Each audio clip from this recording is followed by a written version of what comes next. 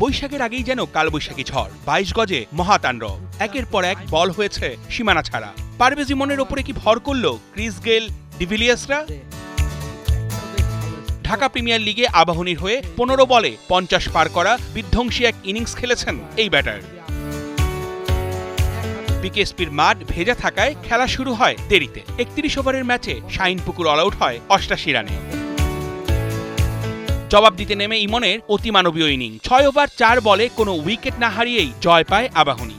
এই ম্যাচেই ঘরোয়া ক্রিকেটের রেকর্ড বুক ওলটপালট করে দিয়েছেন পারভেজ হোসেন ইমন। কেবল দীর্ঘশ্বাসেই সম্বল হয় শাহিনপুকুরের বোলারদের। ওরা চেয়ে চেয়ে দেখে ইমন শো। ব্যাট বলের timing, shot selection, confidence level, ক্রিজে পারভেজ ইমন যেন দুর্দান্ত। উত্তাল ব্যাটিংয়ে পারভেজ ইমন 23 বলে 4 বাউন্ডারি আর 6 ছক্কায় করেন আনবিটেন 61 রান। যেভাবে ব্যাট চালিয়েছেন 50 করেন মাত্র 15 বলে। বাহাতি ব্যাটার নাম লেখান ইতিহাসে।